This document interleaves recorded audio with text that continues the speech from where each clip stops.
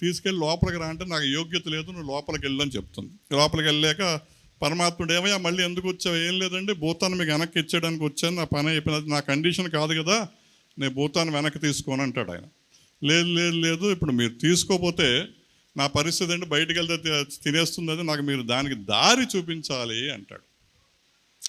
సరే, పరమాత్ముడు అతని చెవిలో ఒక రహస్యాన్ని చెప్తాడు. ఆ రహస్యం విని బయటకు వచ్చి ఈ భూతాన్ని చెప్తాడు, మా ఊరు తీసుకెళ్ళు అని. సరే, వాళ్ళ ఊరు తీసుకెళ్ళాక ఒక బావిని తవ్వమని చెప్తాడు. ఒక బావిని తవ్వి ఒక 7 మెట్లు ఇటు పెట్టమంటాడు, 7 మెట్లు ఇటు పెట్టమంటాడు. 7 మెట్లు పెట్టి దానికి ఏం చెప్తాడంటే, ఏ మెట్టు మిస్ కాకుండా ఈ 7 మెట్లు పైకెక్కు, ఈ 7 మెట్లు కిందకి దిగు. దాని పని అదే, 7 మెట్లు పైకెక్కడం, 7 మెట్లు దిగడం, బయట పని ఉన్నప్పుడు బయట పని చేసుకోవడం. ఓకే, ఇక్కడ భూతం ఎవరో మీకు అర్థమైందా? మన మైండే మన భూతం. దానికి మనం పని చెప్పకపోతే, అంటే ఎలాగా, ఈ సుశ్వాస నిశ్వాసాల ద్వారా, ఈ సోహం బ్రీత్ ద్వారా పైకి కిందకి తీసుకురాకపోతే అది మన తినేస్తుంది. బయట పని ఉన్నప్పుడు పని చేసుకోవడం, లేకపోతే మన సాధనలోకి వచ్చేయడం, ఉచ్ఛ్వాస నిశ్వాసంలోకి వచ్చేయడం ఉన్నప్పుడు ఈ భూతం నుంచి మనం బయటపడతాం. ఓకే, మైండ్ ఎప్పుడు బ్రెత్కి లోబడి ఉంటుంది, లేకపోతే మైండ్ని ఎవరో కంట్రోల్ చేయలేరు. చంచల ప్రాణమే జీవుడు, స్థిర ప్రాణమే శివుడు. ఈ చంచల ప్రాణం నుంచి మనం ఇందాక చెప్పుకుందాం, ఏదో 1వ స్థానంలో పరమాత్ముడు ఉంటే 2వ స్థానంలో బ్రెత్ ఉందని.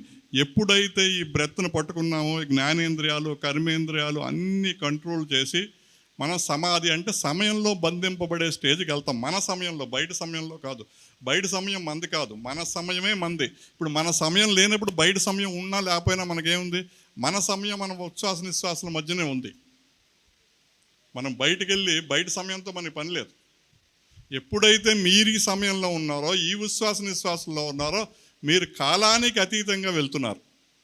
మీ ప్రయాణం కాలానికి అతీతంగా వెళ్తున్నారు మీరు. ఓకే, మీరు అనేక వేల జన్మలు దాటి ముందుకు వెళ్ళిపోతారు. క్రియాయోగ లక్ష్యం ఏంటంటే జన్మరాహిత్యం. జన్మరాహిత్యం జరగాలంటే మీరు కాలానికి అతీతంగా ప్రయాణం చేయాలి. సో కాబట్టి మీరు కాలానికి అతీతంగా ప్రయాణం చేసి మీ సాధనలో ముందుకు సాగిపోతూ ఈ మైండ్ అనే భూతాన్ని దాటుకుంటూ మీరు సాధనలో ముందుకు వెళ్ళిపోతారు. కాబట్టి అన్నిట్లోకి ఉత్తమమైనది, శ్రేష్టమైనది ఈ శ్వాసే. ఈ చంచలమైన శ్వాసని స్థిరపరచాలి. మీరు గమనించండి, ఆయన పరమాత్ముడు మనకు సేవ చేస్తున్నప్పుడు మనం ఆయనకు సేవ చేయాలా లేదా అన్నది ఒక ప్రశ్న. మీరు బయట వెళ్ళారు, ఒక గుడికి వెళ్ళారు, ఒక చోట వెళ్ళారు, సరే బాహిర్ముఖంగా మీరు చేస్తున్నారు. కానీ ఆయన అంతర్ముఖంగా సేవ చేస్తున్నప్పుడు మనం ఏం చేయాలి? బాహిర్ముఖంగా సేవ చేయాలా, అంతర్ముఖంగా సేవ చేయాలా? అంతర్ముఖంగా ఆయనకి దగ్గర అవుతామా, బాహిర్ముఖంగా దగ్గర అవుతామా? ఫస్ట్ అంతర్ముఖం తెలియదు కాబట్టి బాహిర్ముఖ సాధనలో మనం ఉంటాం. ఈ బాహిర్ముఖ సాధనలో చేయగా ఈ అంతర్ముఖ సాధనలోకి వస్తాం. అది ఒక యోగ్యతను బట్టి, ఒక దాన్ని బట్టి జరుగుతుంది. కాబట్టి ఏ సాధన తప్పు కాదు, ఏది చిన్నది కాదు, ఏది ఇది కాదు, అన్ని సాధనలు అత్యద్భుతమైనవే. ఒక యోగ్యతను బట్టి, పరమాత్ముడి యొక్క కృపను బట్టి మనం ఒక్కొక్క సాధనలోనూ ఒక్కొక్క దాంట్లోనూ ముందుకెళ్తూ ఉంటాం. ఇప్పుడు సాకార సాధన గొప్పదే, నిరంకార సాధన గొప్పదే. ఇప్పుడు నిరంకార సాధనలో రామాయణం చూసుకుందాం. రా అంటే చైతన్యం, మా అంటే మనలో ఉన్న చైతన్యమే రాముడు. రాముడు ఎవరికి జన్మించాడు? దశరథుడికి జన్మించాడు. దశరథుడు అంటే 10 రథాలు, అంటే 10 జ్ఞానేంద్రియాలు 10 కర్మేంద్రియాలని పట్టుకుని నడిపించేవాడు. కౌసల్య అంటే కుశలంగా, ఎవడైతే కుశలంగా 10 జ్ఞానేంద్రియాలు కర్మేంద్రియాలు నడిపించగలడో వాడికి రాముడు జన్మిస్తాడు. ఈ రాముడు ఎక్కడ జన్మిస్తాడయ్యా అంటే అయోధ్య అంటే అక్కడ ఎక్కడ యుద్ధం జరగదు. అంటే మన మైండ్లో ఎప్పుడు ఎటువంటి యుద్ధం లేదు, మైండ్ చాలా ఫ్రీగా ఉంది, ఎటువంటి యుద్ధం లేదు. ఆ క్షమంలో రాముడు అయోధ్యలో జన్మించాడు. ఎక్కడ? కుశలంగా అంటే కౌశల్యంగా, ఎవడైతే జ్ఞానేంద్రియాలు కర్మేంద్రియాలు పట్టుకుంటాడో వాళ్ళకి రాముడు జన్మిస్తాడు. అది రాముడు. ఇప్పుడు రామాయణం, రాముడు అంటే మనం ఏం చెప్పుకున్నాం? చైతన్యం అని చెప్పుకున్నాం. సీత మైండ్. ఇక్కడ రావణుడు అహంకారం వచ్చేసింది. అహంకారం రాగానే ఈ మైండ్ చైతన్యం నుంచి వెనక్కి వచ్చేసింది. చైతన్యం మైండ్ దగ్గరికి వెళ్ళలేదు. ఓకే, చైతన్యం వెళ్ళదు, మైండే మళ్ళీ చైతన్యం దగ్గరికి వెళ్ళాలి. మరి ఇప్పుడు ఎవరు తీసుకెళ్ళగలరు? ఇక్కడ ప్రాణవాయువు అంటే ఎవరు? అక్కడ హనుమంతుడు. ఇక్కడ లక్ష్మణుడు ఎవరు? అవేర్నెస్ అంటే ఎరుక. ఎరుకుతో ఎప్పుడైతే మన ప్రాణవాయువుని పైకి తీసుకెళ్తావో అప్పుడు అహంకారం చంపబడి మన మైండ్ రాముడితో మర్జ్ అవుతుంది, చైతన్యంతో మర్జ్ అవుతుంది. సో ఈ రామాయణం రోజు మనలోనే జరుగుతుంది. అహంకారం వచ్చినప్పుడల్లా మనలో ప్రవేశిస్తున్నాడు రావణుడు. ఆ రావణుడు పోవాలి అంటే మళ్ళీ మన రాముడి దగ్గరికి వెళ్ళాలంటే హనుమంతుడు లక్ష్మణుడు హెల్ప్ తీసుకోవాలి, సీతాదేవిని తీసుకెళ్ళి రాముడి దగ్గర చేర్చాలి. సో ఈ రామాయణం ఎక్కడ జరుగుతుంది? మనలో జరుగుతుంది. సరే, మన ఈ లోపల నుంచి బయటకు వచ్చే కార్యక్రమంలో మనం బయట పూజలు చేస్తున్నాం అనే కార్యక్రమాలు అవన్నీ ఏం తప్పులేదు. ఎందుకంటే ఒక్కొక్క స్టెప్ దాటుకు రావాల్సిందే. మన నిరంకారం గురించి మాట్లాడుతున్నాం కాబట్టి ఇది మాట్లాడిన సహకారాల్లో అవన్నీ కరెక్టే, దాంట్లో ఎటువంటి తప్పు లేదు. ఓకే, అలాగే ఈ భారతం ఉంది. భారతం కూడా మళ్ళీ మన శరీరంలోనే ఉంది. ప్రతీదీ మన శరీరంలో ఎందుకంటే పరమాత్ముడు మన శరీరంలో ఆయన సేవ చేస్తున్నాడు. మనం డ్యూటీ చేయాలా లేదా? మన అన్ని కార్యక్రమాలు మనం ఏమనుకుంటున్నాం, తల్లిదండ్రులుగా మన తల్లిదండ్రులకు సేవ చేసాం, మన పిల్లలకు సేవ చేస్తున్నాం, మనం అన్నీ మంచిగా ఉన్నాం, అన్నీ చేస్తున్నాం అని మనం అనుకుంటున్నాం. కానీ మన డ్యూటీని మనం నిర్వర్తిస్తున్నామా అన్న ప్రశ్న వచ్చినప్పుడు మీరు ఈ నిరంకార విద్య శ్వాసలోకి ప్రవేశం జరుగుతుంది. ఆయన లోపల చేస్తున్న సేవని మనం ఎప్పుడైతే మళ్ళీ లోపల చేసినప్పుడు మాత్రమే ఆయన అంటాడు. మీరు గమనిస్తే చాలామంది మన పూర్వీకుల దగ్గర నుంచి జీవితంలో పైకి రారా అంటారు. ఏంటి పైకి రావాల్సింది? వాడి దగ్గర డబ్బు ఉంది, ఆస్తుంది, జీవితంలో పైకి రా అంటే వాళ్ళు తెలిసి తెలియక ఈ కింద పడిపోతున్న ప్రాణాన్ని శ్వాస ద్వారా పైకి తీసుకురా, అది జీవితంలో పైకి రా. పరమాత్ముడు అదే చూస్తున్నాడు. ఒకసారైనా నా పుత్రుడు పైకి వస్తున్నాడా లేదా, ఈ శ్వాసను పట్టుకున్నాడా లేదా, ఆయన సేవ లోపల చేస్తున్నప్పుడు బయట చేస్తుంటే ఆయన ఏమనుకుంటాడు, వీడు ఎప్పుడు వస్తాడు లోపలికి, ఎప్పుడు వస్తాడు లోపలికి. మనం ప్రతీదీ ఒక ఎఫర్ట్తో చేస్తున్నాం. ఒక శ్వాస ఒకటి ఎఫర్ట్ లేకుండా జరుగుతుంది. గమనించండి మీరు. అన్నీ ప్రతీదీ చూడడానికి ఒక ఎఫర్ట్ ఉంది, వినడానికి ఒక ఎఫర్ట్ ఉంది, మాట్లాడడానికి ఒక ఎఫర్ట్ ఉంది, ప్రతిదానికి ఒక ఎఫర్ట్ ఉంది.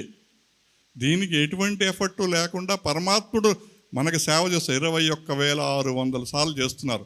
అది మీరు ఎప్పుడైతే యోగంలోకి వస్తారో, ఎప్పుడైతే మీరు సేవ చేస్తారో, నోషానికి జరిగే 15-16 సెకజాలు జరిగే శ్వాస 3, 4, 2, 1 జీరోకి అయిపోతుంది. హిమాలయన్ యోగులంతా జీరోలోనే ఉంటారు. ఎందుకంటే వాళ్ళు ఆ శ్వాసని బంధింపగలిగే స్టేజ్, ఎంతసేపు అని నిరంతరం ఉండగలిగే స్టేజ్ వాళ్ళు. ఓకే, పరమాత్ముడు మనకి దీన్ని మన మానవ రూపంలో కూడా కాకుండా జంతు రూపంలో కూడా దీన్ని మనం చూపించాడు. ఇప్పుడు కుక్క ఉంది, ఎక్కువ ఉచ్ఛ్వాస నిశ్వాసాలు తీసుకుంటుంది, దాని జీవితకాలం చాలా తక్కువ. అలాగే తాబేలు ఉంది, తాబేలు చాలా తక్కువ శ్వాసలు తీసుకుంటుంది, దాని జీవితకాలం అనేక వందల సంవత్సరాలు. సో మన జీవితం అన్నది ఈ ఉచ్ఛ్వాస నిశ్వాసంలోనే ఉంది. ఆ యోగ్యత మానవుడికి ఇచ్చాడు. జంతువులుగా తెలుసుకునే యోగ్యత లేదు. మనకి ఆయనకి సేవ చేసుకునే యోగ్యత ఇచ్చాడు. అందుకనే మానవుడు ఆయన దగ్గరగా ఉన్నాడు. ఎందుకంటే మానవుడు ఆయనకి సేవ చేసుకునే దగ్గరలో ఉన్నాడు కాబట్టి మన మానవుడికి అయోగ్యత. సో మనం చెప్తుంటే ప్రతిదీ కదలికతోటే ఉంది. కదలిక నుంచి కదలిక లేని స్టేజ్కి మనం వెళ్ళాలి. కదలిక నుంచి కదలిక లేని స్టేజ్కి వెళ్ళాలి. కదలిక లేని స్టేజ్కి వెళ్ళినప్పుడు మనమే ఆ పరమాత్ముడిగా మారుతాం. దీనికి చిన్న ఉదాహరణ ఏంటంటే, ఒక బస్సు ఉంది, బస్సు కదులుతోంది. కదులుతున్న బస్సుని మనం బస్సు బస్సు బస్సు అని దాన్ని చూస్తే కదలిక ఆగుతుందా? బస్సు బస్సు బస్సు అని జపిస్తే ఆ కదలిక ఆగుతుందా? బస్సు అని కూర్చుని మెడిటేషన్ చేస్తే ఆగుతుందా? లేక బస్సులోకి ప్రవేశించి ఆ బస్సును కళ్ళెం పట్టుకుంటే కదలిక ఆగుతుందా? ఈ కదలిక ఆగాలి, మనం పరమాత్ముడిగా మారాలి అంటే మన బస్సులోకి మనం ప్రవేశించాలి, మన శ్వాసలోకి మనం ప్రవేశించాలి. మన శ్వాసలోకి ప్రవేశించి దాన్ని కళ్ళెం వేసి ఆపినప్పుడే ప్రాణం స్థిరం అవుతుంది. అప్పుడే ఇది జరుగుతుంది. ఎప్పుడు స్థిర ప్రాణమే పరమాత్ముడు. అప్పుడే మనం పరమస్వరూపుడిగా మారుతాం. ఆయనలా మనం మార్చుకునే యోగాన్ని ఆయన మనకు సమర్పించాడు ఈ శ్వాస ద్వారా. సరే, ఈ జ్ఞానాన్ని ఇన్ని లక్షల మందిని ఒక చోట యునైట్ చేసి చేయగలిగిన పత్రిజీ గారికి 100,000,000 వందనాలు. ఎందుకంటే శ్వాస అనే పదార్థాన్ని ద్వారా, శ్వాస అనే దాని ద్వారా ఆయన తీసుకొచ్చి శ్వాసే గురువు అని చెప్పడం, సత్యం సత్యం సత్యం. అది ఓకే. మీకు ఒకటే మీరు ఏ సాధనైనా చెయ్యండి, చేసేది చేయించేది సమర్పించేది అన్న భావంతో చేయండి. సూర్యుడిని చంద్రుడిని ఉదాహరణగా తీసుకుని చేయండి. నేను గత 20 సంవత్సరాలుగా ఈ సాధన చేస్తున్న 22 సంవత్సరాలుగా ఏ ఒక్కరోజు సాధన క్రియా సాధన ఆగలేదు. అది నేను చేయలేదు. నేను గురువుని కోరుకున్నాను ఈ సాధన ఆగకూడదని. ఎప్పుడైతే గురువును కోరుకున్నానో గురువు శరీర మధ్యం ద్వారా చేస్తున్నాడు. ఇవాళ నేను మాట్లాడుతున్నాను, నేను మాట్లాడట్లేదు, గురువు మాట్లాడిస్తున్నాడు కాబట్టి మాట్లాడుతున్నాను. ఏం చేసినా మనం ఇక్కడ చిన్నది, మనం మిగిలిన సాధనలో ఏం జరుగుతుందంటే, నేను గుడికి వెళ్తున్నాను, నేను పూజ చేస్తున్నాను, నేను సమర్పిస్తున్నాను. ఎక్కడైతే నేనుందో అక్కడ పరమాత్మ ఉండడు. పరమాత్మ గుడికి తీసుకెళ్ళాడని మనం అనుకోగలవా? చేయిస్తున్నాడు. అలా అనుకోవాలి అన్న స్టేజ్కి రావాలంటే ఆయనకి దగ్గరగా ఉన్న శ్వాసను పట్టుకున్నప్పుడు మనకి మొత్తం అర్థమైనప్పుడు నాది ఏదీ కాదు, నేను నిమిత్త మాత్రుడిని, చేసేది చేయించేది అంతా పరమాత్ముడే అన్న విషయం మనకు అర్థమవుతుంది. మన డ్యూటీ అంటే ఆయనకి సేవ చేయడం అనే డ్యూటీని మానకుండా మనం ముందుకు చేయాలి. నాకు ఈ అవకాశాన్ని కల్పించిన అందరికీ శతకోటి వందనాలు. జై గురుదేవ్, జై స్వామి శంకరానందగిరి. చాలా అద్భుతంగా శ్వాస గురించి, శ్వాసను పట్టుకుంటే మన జీవితాలు పైకి వస్తాయని, పైకి రారా అంటే శ్వాసతో పైకి రమ్మని ఎంతో సవివరంగా వివరించినటువంటి పమిడిపాటి రామ్మూర్తి గారికి, వారు ఎంతోమందికి క్రియాయోగ దీక్షలు ఇచ్చారు. ఎంతోమందికి వారు ఈ యొక్క ఆధ్యాత్మిక జ్ఞానాన్ని గంటలు శ్వాస అనే పదం దాటి మాట్లాడకుండా శ్వాసతోనే రామాయణం మహాభారతాలు అన్నిటినీ చెప్పగలిగినటువంటి మహానుభావులు వారు మన ముందుకి ఈరోజు రావటం మన అదృష్టం. ఒక్కసారి వారు చెప్పిన టాపిక్ నచ్చిందా?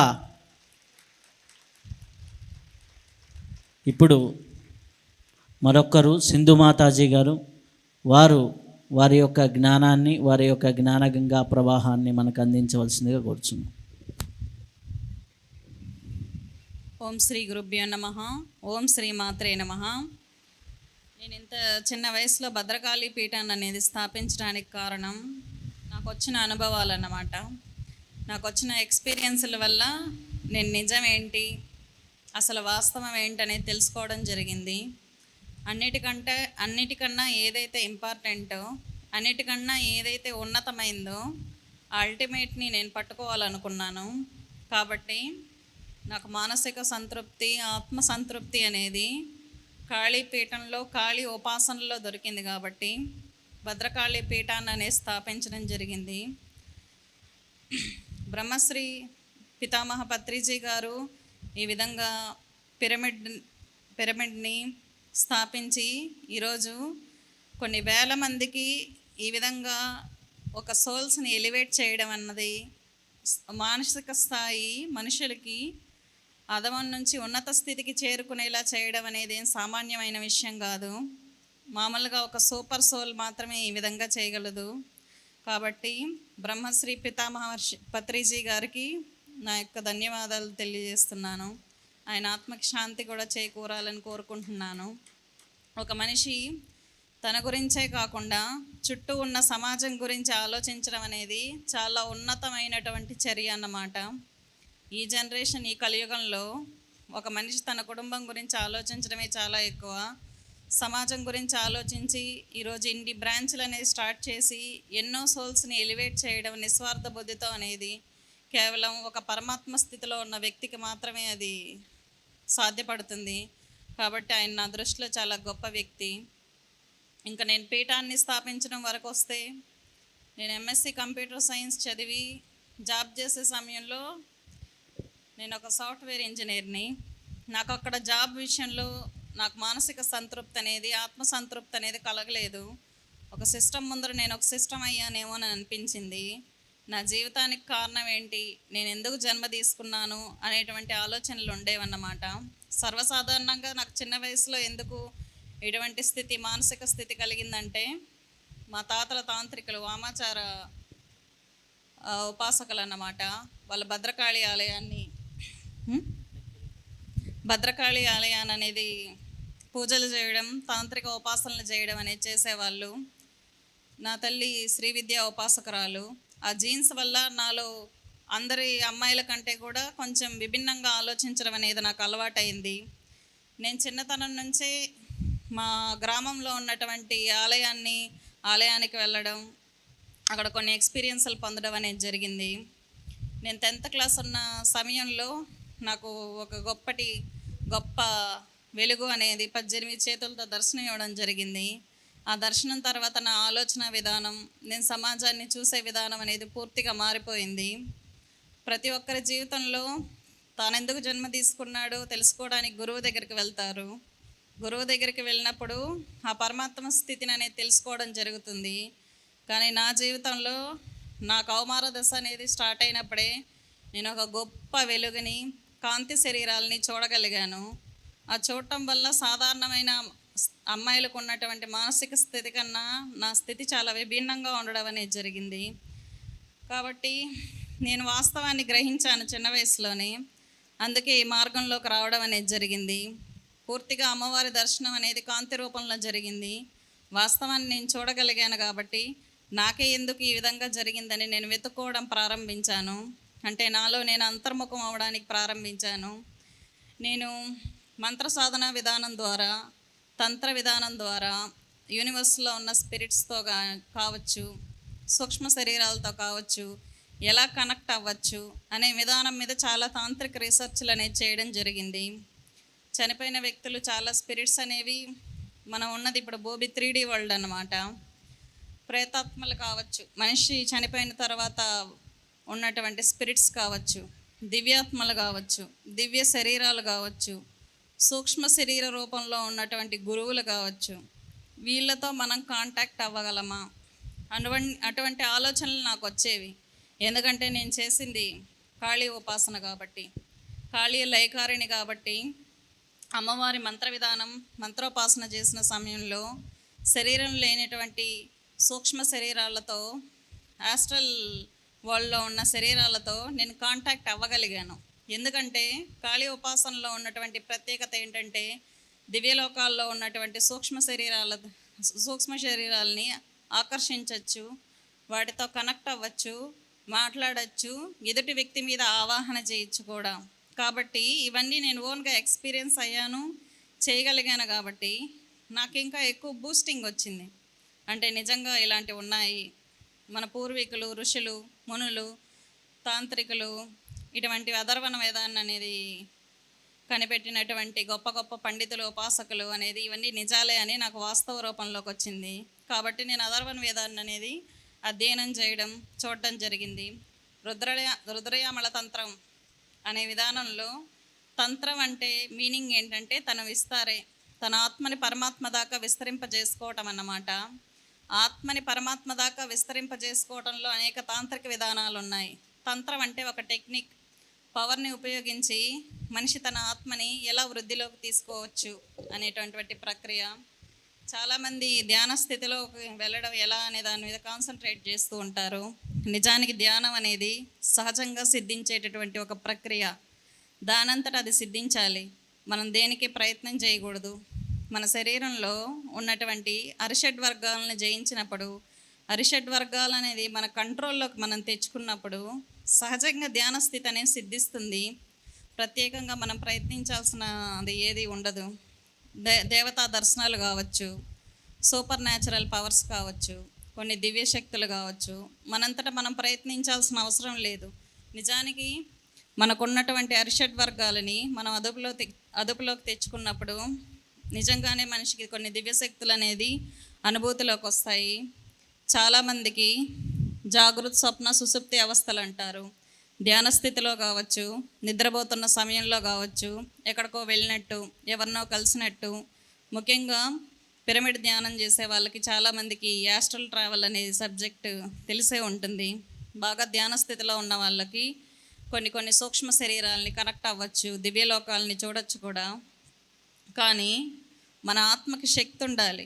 మనం ఏదన్నా ఒక టార్గెట్ ఫిక్స్ చేసి ఒక మనిషిని హీల్ చేయాలన్నా, ఒక దివ్యలోకానికి వెళ్ళాలన్నా, ఒక దేవత మనం పిలిస్తే రావాలన్నా, ఏ వ్యక్తి మీద అయినా ఏదైనా శక్తిని ఆవాహన చేయాలన్నా మనకంటూ శక్తి ఉండాలి.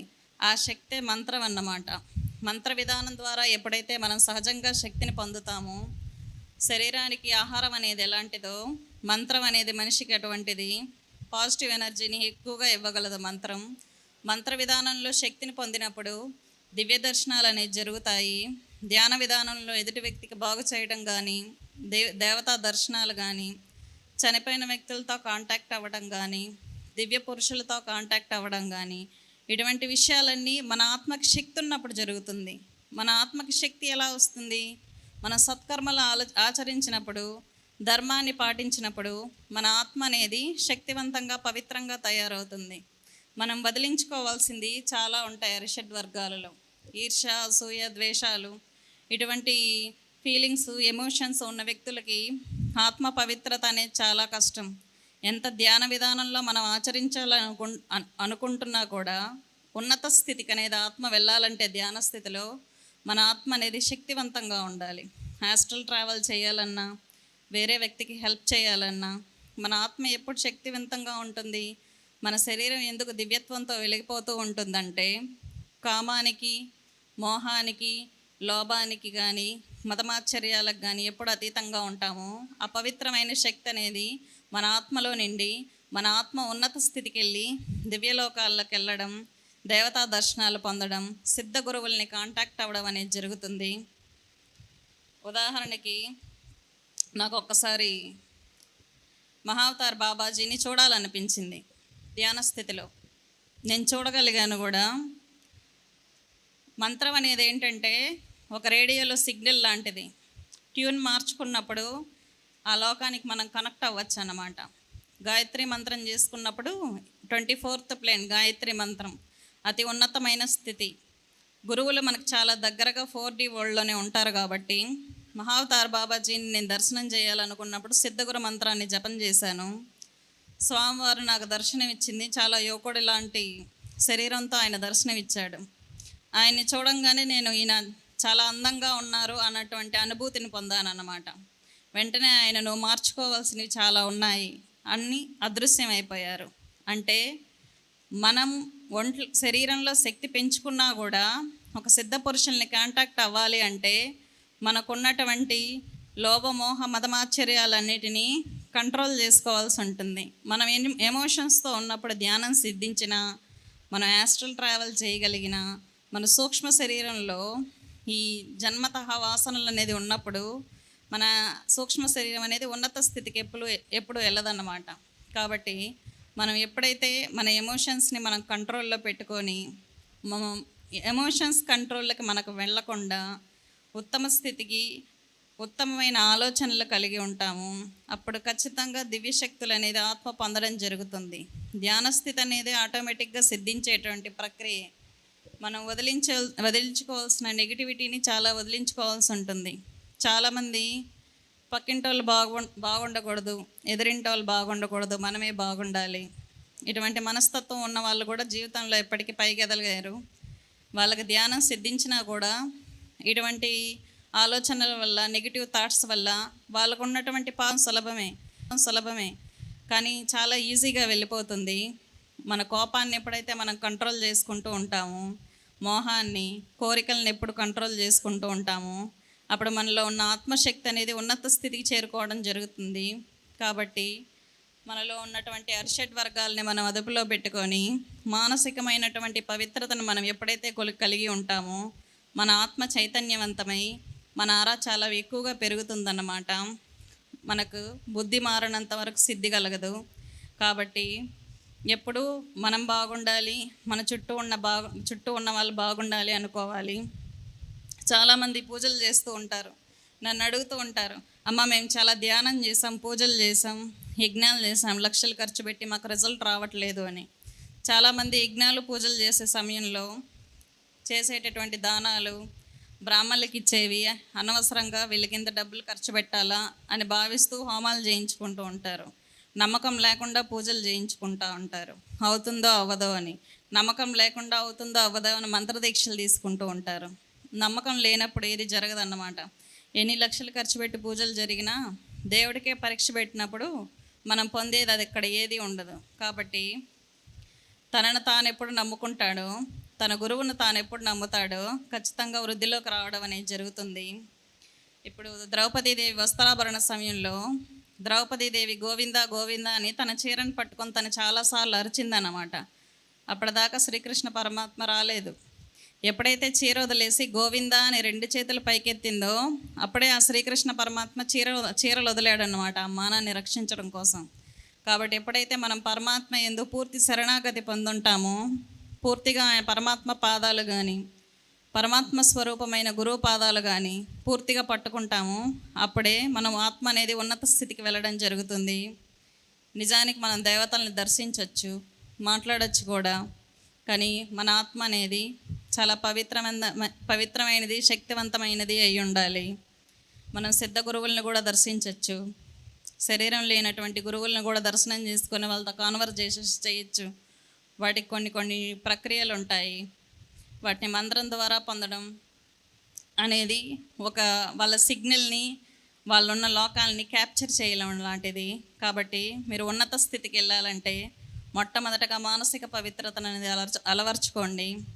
వాళ్ళు ఇంట్లో పూజలు చేస్తూ ఇంట్లో భార్యలను తిడుతూ ఉంటారన్నమాట. వాళ్ళ ఇంట్లో భార్యను తిట్టి భార్య ఏడవడం వల్ల వాళ్ళు చేసే పూజలో పెద్దగా రిజల్ట్ ఏమి ఉండదు. భార్యలు కూడా భర్తల పట్ల, పిల్లల పట్ల సరైన వాళ్ళ విధులు అనేది నిర్వర్తించకుండా ఉంటారు. అటువంటి స్త్రీలు పూజలు చేసినా పెద్దగా రిజల్ట్ ఉండదు. మన వల్ల మన బాధ్యతలు మన ఫ్యామిలీ పట్ల విస్మరిస్తూ సొసైటీని బ్లేమ్ చేస్తూ ఉన్నంత మాత్రాన సొసైటీ మారదు. మన ఆలోచన అనేది మారాలి. కాబట్టి బుద్ధి మారితేనే సిద్ధి అనేది కలుగుతుంది. దివ్యశక్తులు అనేవి ఎంత ఈజీగా వస్తాయో అంత ఈజీగా వెళ్ళిపోతాయి కూడా.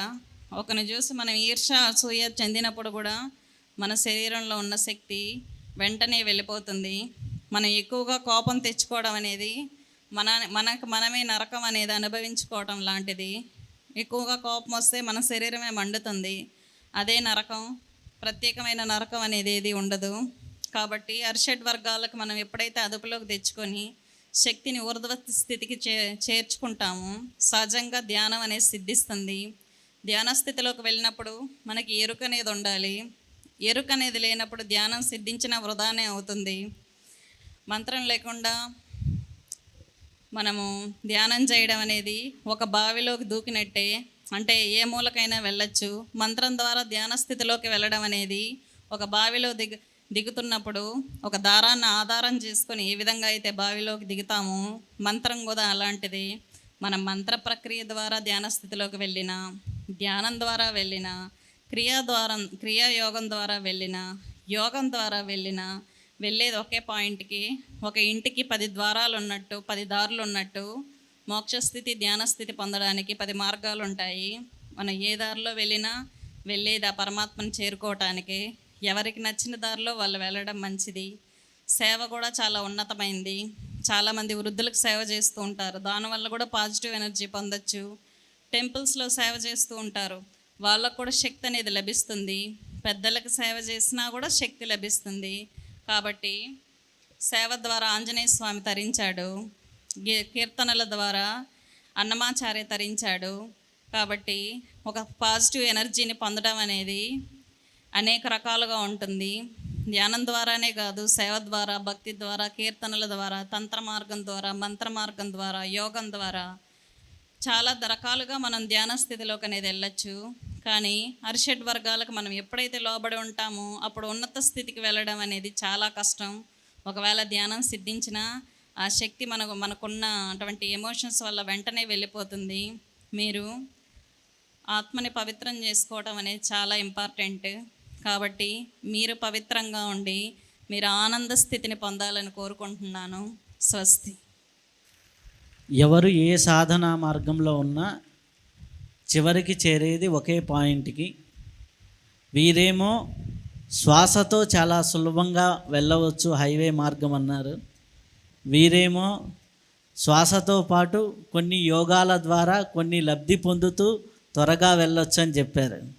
ఇక్కడ మధ్యలో కూర్చున్న నేనేం చెప్పాలి? నేనైతే ఏమని చెప్తాను అంటే ఒకే ఒక్క మాట. ఈ యొక్క భూప్రపంచంలో ముఖ్యంగా భారతదేశంలో రికార్డెడ్గా నా అంతమంది గురువుల్ని కలిసిన వాళ్ళు రికార్డెడ్గా చాలా తక్కువ మంది ఉండొచ్చు. ఎందుకంటే 500కు పైగా ఎపిసోడ్స్ ఉన్నాయి. ఇప్పుడు పిఎంసీలో అయితేమి, నిర్వై టీవీలో అయితేమి చాలా చాలా చాలా ఎపిసోడ్స్ ఉన్నాయి. దాదాపులా 200కు పైన గురువులతో నేను ఇంటర్వ్యూ చేయడం జరిగింది.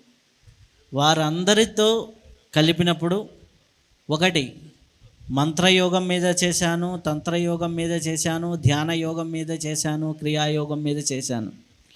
మనకి అన్నిట్లోకి సులభమైనది, ఎటువంటి వస్తురూపేణ అవసరం లేనిది, ఎటువంటి ఎక్కడున్నా ఎక్కడైనా అది వర్షంలోనూ ధ్యానమే అని పత్రిజీ గారు చెప్పారు కదా, ఎండలోనూ ధ్యానం, వర్షంలోనూ ధ్యానం అనేది ఎక్కడున్నా సులభంగా చేసుకోగలిగినది ధ్యాన ప్రక్రియ.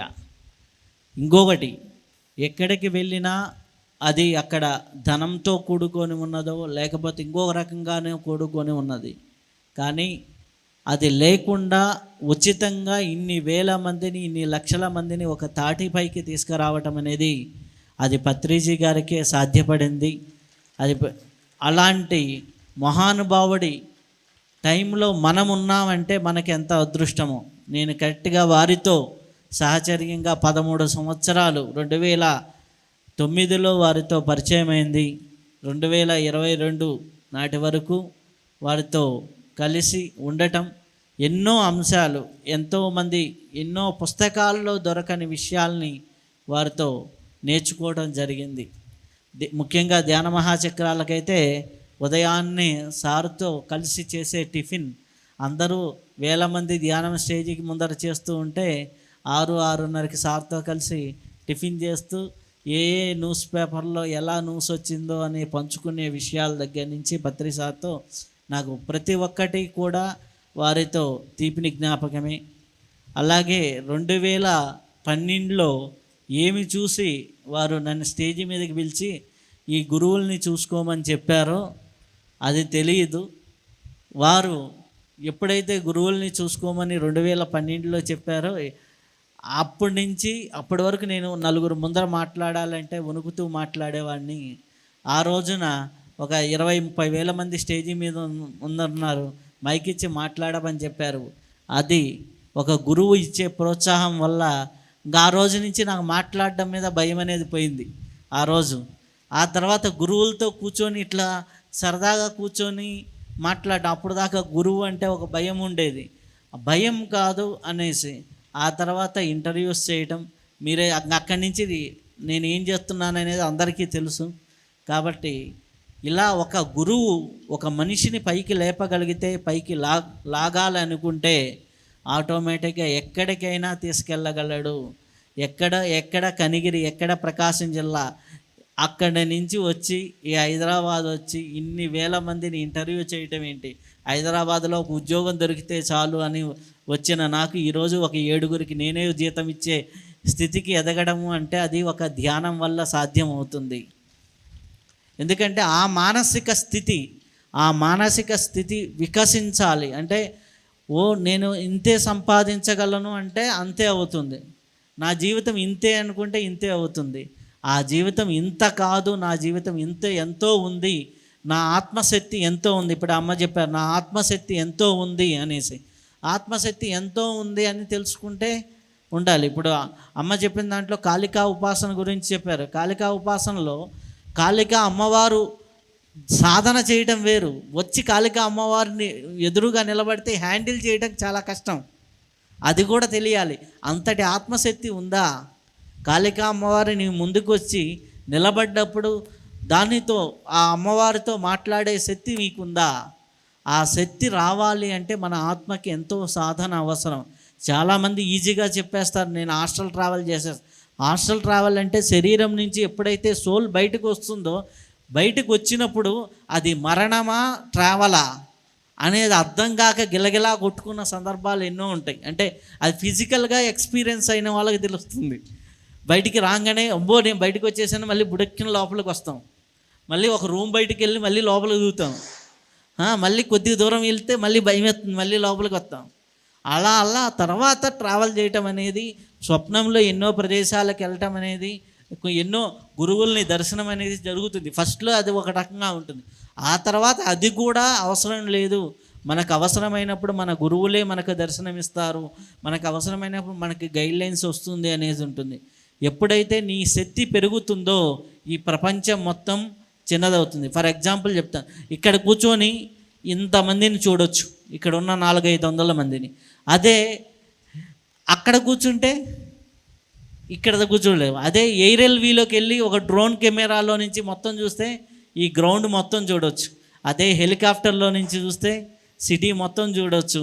అది ఇంకా హైట్కి వెళ్తే ఫ్లైట్ ల్యాండ్ అయ్యేటప్పుడు శంషాబాద్లో విండోలో నుంచి చూస్తే సిటీ మొత్తం చిన్నదిగా కనిపిస్తుంది. కాబట్టి సిటీ మొత్తం కూడా చిన్నదిగా కనిపిస్తూ ఉంటుంది. కాబట్టి ఎంతో అద్భుతంగా మన స్థాయి పెరిగే కొద్దీ, మన స్థితి పెరిగే కొద్దీ అన్నీ కూడా చిన్నవిగా కనిపిస్తూ ఉంటాయి. కాబట్టి మన జీవితాన్ని మనం పండించుకోవడానికే విలవిల్లాడుతూ ఉంటాం. తర్వాత కొంతమంది కుటుంబ జీవితాన్ని పండించుకోవడానికి విలవిల్లాడుతుంటారు. ఆ తర్వాత మనకి మన కుటుంబమే కాదు, మన చుట్టూ ఉన్న సమాజాన్ని పండించాలి అంటే ఎంత శక్తి కావాలి. అలాంటిది పత్రిజీ గారికి ఎంత శక్తి ఉంటే ఇంతమంది జీవితాలని పండిస్తూ ఉంటారు, ఇంతమంది జీవితాలను తీర్చిదిద్దగలిగారు. అలాంటి మహాగురువు యొక్క కాన్షియస్తో, చైతన్యంతో మనం ఉన్నందుకు మనం చాలా అదృష్టం. చాలా చాలా ఆ యొక్క గురువుకు ఒక్కసారి క్లాప్స్ చేసుకుంటూ థ్యాంక్ యూ వెరీ మచ్. ఇప్పుడు రామ్మూర్తి గారు శ్వాస మీద ఒక అద్భుతమైనటువంటి క్రియకు సంబంధించి ఒక అద్భుతమైన కాదా ఓకే క్రియకు సంబంధించింది అనుకోండి, ఒక మెడిటేషన్ చేయిస్తారు. ఒక 10 minutes ఒక మెడిటేషన్ చేయిస్తారు. Thank you very much. ఇది క్రియకి సంబంధించింది కాదు, క్రియకి ఏం చేయించినా దాని దీక్ష అవసరం. కానీ ఇది కూడా చాలా మంచి మెడిటేషను. క్రియకి ఏం చేయించాలన్న దీక్ష అవసరం కాబట్టి, ఆ దీక్ష ఉన్నప్పుడు మేము మాట తీసుకుంటాం, దీక్ష ఉన్న వాళ్ళకి మాత్రమే చెప్తాం కాబట్టి ఇది వేరే మెడిటేషన్ మీ అందరికీ చేయిస్తున్నాను. దీనికంటే ముందు ఒక చిన్న బాబాజీ మహారాజు నుంచి వచ్చిన ఒక మంత్రాన్ని ముందు మీకు చెప్పి తర్వాత దీంట్లోకి నేను తీసుకెళ్తాను. నాకు బాబాజీ మహారాజు నుంచి ఆదేశం వచ్చి ఇది చెప్పమన్నప్పుడు మాత్రమే బయటికి తీసుకురావడం జరిగింది, చెప్పడం జరిగింది. ఈ మంత్రం ఏంటంటే, ఓం బాబాజీ సిద్ధాయ దేవాయ నమః. ఓం బాబాజీ సిద్ధాయ దేవాయ నమః. ఓం బాబాజీ సిద్ధాయ దేవాయ నమః. ఓం బాబాజీ సిద్ధాయ దేవాయ నమః.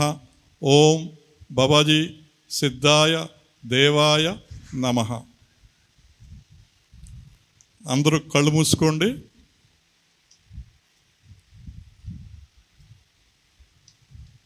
ఒక్కసారి అందరూ దీర్ఘ శ్వాస తీసుకోండి. వీలైనంత వరకు వెన్నెముక స్ట్రైట్గా పెట్టండి.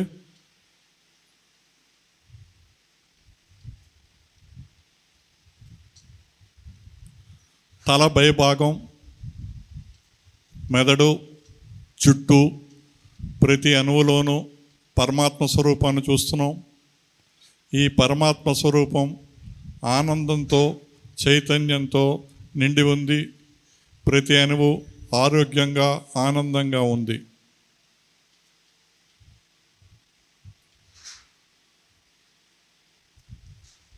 అలాగే మెదడంతా, ప్రతి అణువులోనూ ఈ చైతన్యం నిండి ఉంది, పరమాత్ముడి యొక్క చైతన్యం. ఎడం చెవి, కుడి చెవి, నుదురు పైభాగం, ప్రతి అణువు పరమాత్ముడి చైతన్యంతో నిండి ఉంది. ఈ చైతన్యం కాంతితో దివ్య స్వరూపంలో ఉంది. ప్రతి అణువు ఆరోగ్యంగా, చైతన్యంగా ఉంది. ఎడం కన్ను, కుడి కన్ను, ప్రతి అణువులోనూ పరమాత్మ చైతన్యం నిండుకుని ఉంది. ఈ పరమాత్మ చైతన్యం కాంతితో, ఆనందంతో, ప్రతి అణువు ఆరోగ్యంతో నిండి ఉంది.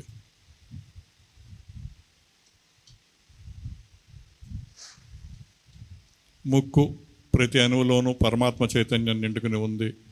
ఈ చైతన్యం కాంతితో ఆనందంతో ఉంది.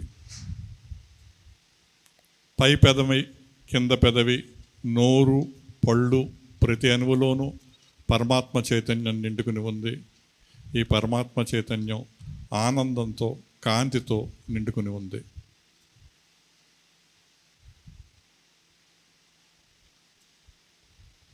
మొహం మొత్తం ప్రతి అణువు పరమాత్మ చైతన్యంతో నిండుకుని ఉంది. ప్రతి సెల్లు, ప్రతి అణువు ఆనందంగా ఉంది, ఆరోగ్యంగా ఉంది. మెడ 4 వెంపులు ప్రతి అణువు పరమాత్మ చైతన్యంతో నిండుకుని ఉంది. ఈ పరమాత్మ చైతన్యంతో కాంతితో, అద్భుతమైన కాంతితో ఆనందంగా ఉంది. కుడి కాలర్ బోను, కుడి చెయ్యి భాగం, కుడి మధ్య భాగం, కుడి చెయ్య కింద భాగం, 5 వేళ్ళు ప్రతి అణువులోనూ పరమాత్మ స్వరూపం నిండుకుని ఉంది. ఈ పరమాత్మ స్వరూపం ఆనందంతో చైతన్యంతో ఉంది. ఎడమ సైడ్ మెడ భాగం, ఎడమ సైడ్ కాలర్ బోను, ఎడమ సైడ్ పై భాగం, కుడి పై భాగం, మధ్య భాగం, కింద భాగం, ఎడమ చెయ్య ప్రతి అణువులోనూ పరమాత్మ చైతన్యం నిండుకుని ఉంది. ఈ పరమాత్మ చైతన్యం ఆనందంతో చాలా అద్భుతంగా ఉంది. ప్రతి అణువు ఆరోగ్యంగా ఉంది. మెడ వెనకాల భాగం ప్రతి అణువులోనూ చైతన్యంతో నిండుకుని ఉంది. అలాగే వెన్నెముక పై భాగం, వెన్నెముక మధ్య భాగం, వెన్నెముక కింద భాగం ప్రతి అణువు కాంతితో చైతన్యంతో నిండి ఉంది. అణువు పరమాత్మ చైతన్యంతో నిండుకుని ఉంది. ఈ చైతన్యం కాంతితో ఆనందంతో అద్భుతంగా ఉంది.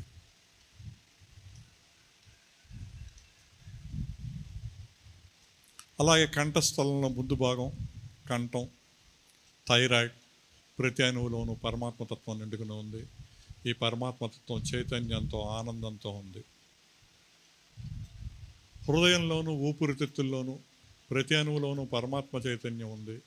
ఈ పరమాత్మ చైతన్యం కాంతితో ఆనందంగా ఆరోగ్యంగా ఉంది.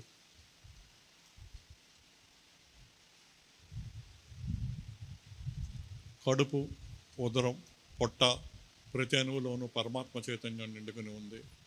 ఈ పరమాత్మ చైతన్యం ఆనందంతో కాంతితో నింపబడింది. చిన్న ప్రేగు, పెద్ద ప్రేగు ప్రతి అణువులోనూ పరమాత్మ చైతన్యం నిండుకుని ఉంది. ఈ పరమాత్మ చైతన్యం కాంతితో ఆనందంతో నిండి ఉంది. బ్లాడర్, గాల్ బ్లాడర్ ప్రతి అణువులోనూ పరమాత్మ చైతన్యం నిండుకుని ఉంది. ఈ పరమాత్మ చైతన్యం కాంతితో అద్భుతంగా ఆనందంగా ఉంది. మూత్రపిండాలు, ప్యాంక్రియాస్లో ప్రతి అణువులోనూ పరమాత్మ చైతన్యం నిండుకుని ఉంది. ఈ చైతన్యం ఆనందంతో కాంతితో నిండబడింది. కుడి తొడ, కుడి కాలు పై భాగం, కుడి కాలు మధ్య భాగం, కుడి కాలు కింద భాగం, 5 వేళ్ళు, 5 గోళ్ళు ప్రతి అణువులోనూ పరమాత్మతత్వం నిండుకుని ఉంది. ఈ పరమాత్మతత్వం చైతన్యంతో ఆనందంతో ఆరోగ్యంగా ఉంది. ఎడంకాలు తొడ భాగం, ఎడంకాలు పై భాగం, ఎడంకాలు కింద భాగం, 5 వేళ్ళు, 5 గోర్లు ప్రతి అణువులోనూ పరమాత్మతత్వం నిండుకుని ఉంది. ఈ పరమాత్మతత్వం చైతన్యంతో ఆనందంతో నిండుకుని ఉంది. తల నుంచి కాలు దాకా, కాలు గోరు దాకా ప్రతి అణువులోనూ పరమాత్మతత్వం నిండుకుని ఉంది.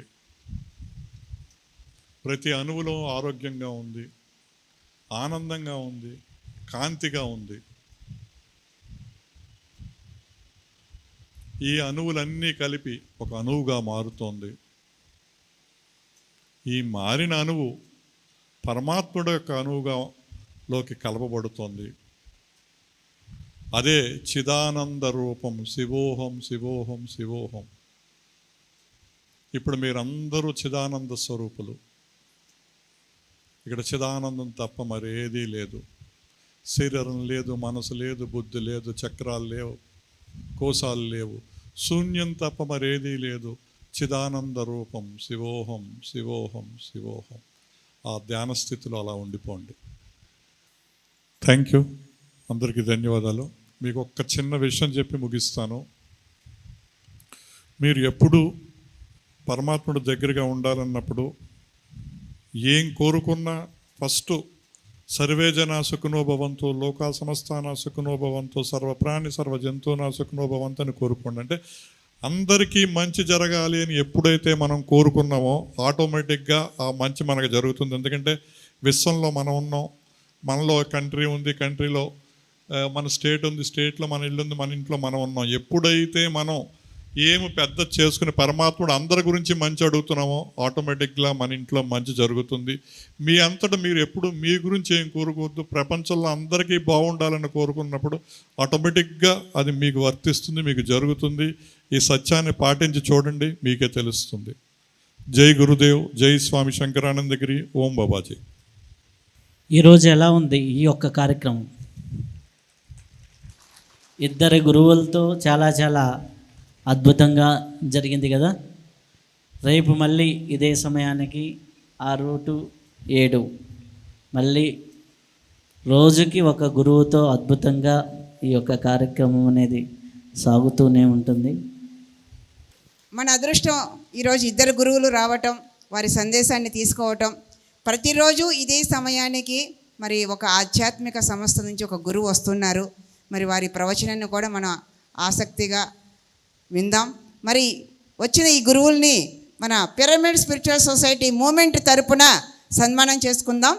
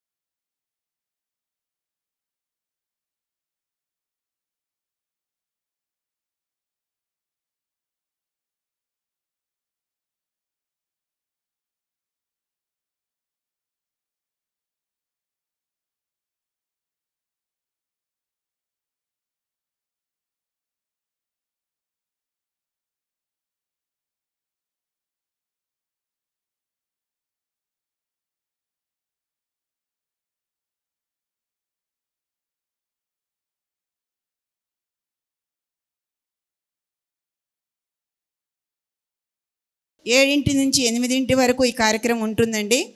మన పిరమిడ్ మాస్టర్లు, మన పిల్లలు మరి కూచిపూడి, భరతనాట్యం కళల్లో ఎంతో ప్రావీణ్యాన్ని సంపాదించుకొని మన ముందుకు వస్తున్నారు.